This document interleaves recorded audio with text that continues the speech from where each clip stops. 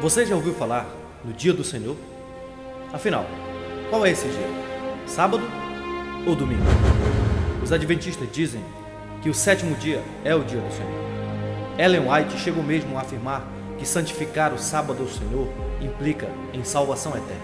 Ellen White profetizou que chegará o dia do decreto dominical, onde todos aqueles que guardarem o domingo estarão recebendo a marca da besta. Segundo ela, foi a partir de 321, com o imperador Constantino, que o domingo passou a ser observado como o dia do Senhor. Mas seria isso verdade? Afinal, qual o dia de descanso da igreja primitiva? Na época do Antigo Testamento, Deus falou muitas vezes e de muitas maneiras aos pais pelos profetas. E isso se deu por meio de sombras e tipos, que eram coisas que apontavam para Cristo. Quando ele veio, todas essas sombras e tipos desapareceram. Essa é a defesa do apóstolo Paulo na Epístola aos Colossenses. Os judaizantes queriam escravizar os crentes com a imposição de festas e certas cerimônias judaicas, especialmente a circuncisão e o sétimo dia da semana. Combatendo essa ideia, Paulo afirma, a partir do capítulo 2, versículo 11, que a circuncisão já foi substituída pelo batismo e que, portanto, ela não é mais necessária. Além disso, Paulo diz que a dívida que nós tínhamos com a lei de Deus já foi pregada com Cristo na cruz e que, portanto, não resta condenação nenhuma para nós. E ele diz qual deve ser o posicionamento do cristão diante das cerimônias do Antigo Testamento. Ninguém, pois, vos julgue por causa de comida e bebida, ou dia de festas, ou lua nova, ou sábados, porque tudo isso tem sido sombra das coisas que haviam de vir. Porém, o corpo é de Cristo. Em primeiro lugar, Paulo repudia o ensino de que certos alimentos são impuros.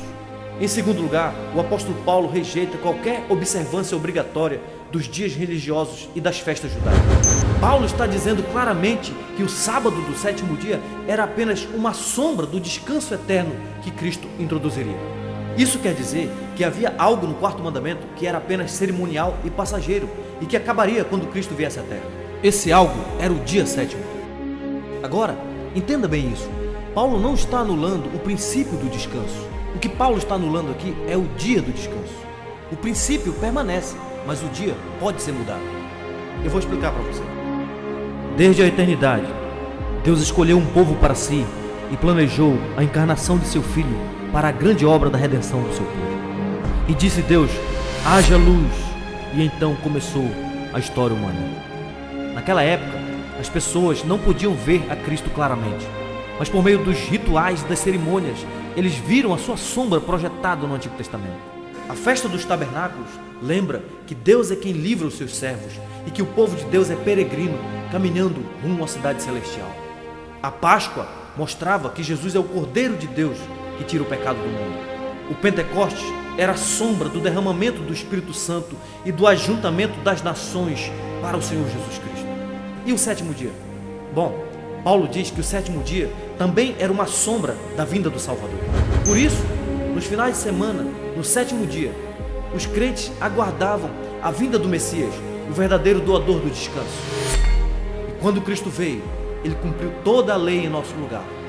Mas, quando ressurgiu no primeiro dia da semana, ele entrou no seu descanso e nos garantiu entrada no descanso de Deus pela fé. Portanto, diz Paulo, os crentes do Novo Testamento não são mais obrigados a guardar as festas do Antigo Testamento e especialmente o sétimo dia da semana, porque tudo isso já se cumpriu em Cristo Jesus. Na Epístola de Gálatas, no capítulo 4, do verso 9 a 11, o apóstolo Paulo reprova a igreja por ter voltado a guardar esses dias de festas e o sétimo dia da semana. Ele diz, como estás voltando outra vez aos rudimentos fracos e pobres, aos quais de novo quereis ainda escravizar-vos? Guardais dias e meses e tempos e anos? Receio de vós tenho eu trabalhado em vão para convosco. Para Paulo, uma vez que Deus já enviou o seu Messias, é grande loucura e tremenda afronta ao Evangelho voltar às sombras do Antigo Testamento. Mas aqui entra uma outra questão. O dia sétimo acabou. Paulo afirma que acabou. Mas afinal, se o dia sétimo acabou, em que dia o crente do Novo Testamento deve se reunir para o culto de Deus e para a celebração da ceia do Senhor? O que você tem que entender é que à medida que os apóstolos entendiam a doutrina da cruz e da ressurreição de nosso Senhor Jesus Cristo, e à medida que eles compreenderam que o sétimo dia era uma cerimônia e apontava para a cruz de Cristo, então eles decidiram mudar do sétimo dia para o primeiro dia da semana. Isto é muito claro no Novo Testamento. Por exemplo, no livro de Atos, no capítulo 20, versículo 7, está dito que Paulo participou juntamente com a igreja de Troade de um culto no primeiro dia da semana. Os adventistas dizem que o propósito dessa reunião não é cultuar a Deus, mas se despedir do apóstolo Paulo. Porém, Lucas é muito claro em afirmar que eles se reuniram com o fim de partir o pão no primeiro dia da semana. Os discípulos não se reuniram simplesmente para se despedir do apóstolo Paulo, mas para a ceia do Senhor. Paulo se apressava para chegar em Jerusalém, mas mesmo assim, ele esperou uma semana em Troade, a fim de poder participar da reunião regular dos discípulos no primeiro dia da semana. Esse mesmo princípio é também encontrado na primeira epístola de Paulo aos Coríntios, no capítulo 16, versículos 1 e 2, onde Paulo ordena que todas as igrejas se reúnam no primeiro dia da semana e façam a coleta aos pobres nesse dia. Quanto à coleta para os santos, fazei vós também como ordenei às igrejas da Galácia. No primeiro dia da semana, cada um de vós ponha de parte em casa, conforme a sua prosperidade, e vá juntando, para que se não façam coletas quando eu for. A pergunta é: por que tem que ser no primeiro dia da semana e não no sábado? Por que não numa segunda, numa terça, numa quarta ou numa quinta? Jonathan Edwards argumenta que é porque Paulo está sob orientação do Espírito Santo, querendo nos mostrar que agora a igreja se reúne no primeiro dia da semana e não no sábado. Agora note que essa reunião no primeiro dia da semana não era uma prática apenas da igreja de Corinto, mas de todas as igrejas da Galácia, diz Paulo. Isso significa que coletar doações para os pobres no primeiro dia da semana, ou seja, no domingo, era uma prática de muitas igrejas cristãs nos dias dos apóstolos. O fato do Espírito Santo escolher o primeiro dia da semana e não outro dia pressupõe que para a igreja cristã havia algo único com respeito a esse dia: a ressurreição do nosso Senhor. Deus, o Filho, descansou da sua obra da redenção no primeiro dia da semana.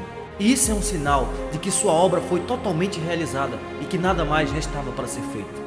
Outro texto que comprova essa verdade da Escritura é Apocalipse capítulo 1, versículo 10, onde João chama o domingo de o dia do Senhor.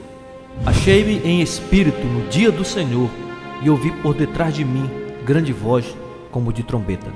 A expressão o dia do Senhor significa o dia pertencente ao Senhor, ou o dia senhorial, ou o dia dominical. Esse, sem dúvida, tornou-se o termo para indicar o primeiro dia da semana, ou como nós conhecemos, o domingo, o dia em que o Senhor ressuscitou. Mas talvez você esteja me perguntando: existe alguma prova histórica desta verdade? E eu respondo que há abundantes provas acerca disso. Por exemplo, Didaquê, que foi escrito por volta do ano 80 a 90 depois de Cristo. Depois da Bíblia, o Didaquê é considerado o documento mais importante da era pós-apostólica. O documento conclama os irmãos a se reunirem no primeiro dia da semana, que ele chama de o dia do Senhor, para o culto de Deus e para partir o pão. Reúnam-se no dia do Senhor para partir o pão e agradecer, depois de ter confessado os pecados, para que o sacrifício de vocês seja puro. Temos também o testemunho de Inácio de Antioquia, que foi discípulo do apóstolo João. Aqueles que viviam na antiga ordem de coisas chegaram à nova esperança e não observam mais o sábado, mas o dia do Senhor, em que a nossa vida se levantou por meio dele e da sua morte. A carta de Barnabé também é um importante documento antigo da igreja, escrito no segundo século, por volta de 134 e 135. Ao interpretar o significado do sábado, ele diz: eis porque celebramos como festa alegre o 8º dia, no qual Jesus ressuscitou dos mortos e depois de se manifestar, subiu aos céus. Justino Mártir também escreveu por volta do ano 155, dizendo: no domingo celebra-se uma reunião de todos os que moram nas cidades ou nos campos, e aí se leem, enquanto o tempo permite, as memórias dos apóstolos ou os escritos dos profetas. Tertuliano também declara que não temos praticado o Shabat ou outras festividades judaicas, do mesmo modo que evitamos as práticas pagãs.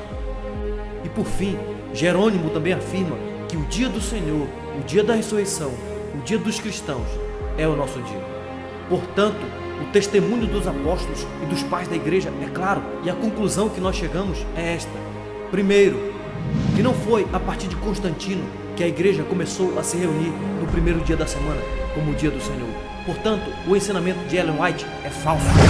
Em segundo lugar, a igreja do Novo Testamento aboliu o 7º dia, pois percebeu que este se cumpriu totalmente em Cristo Jesus. E por último, A igreja do Novo Testamento escolheu apropriadamente o primeiro dia por causa da ressurreição do nosso Senhor.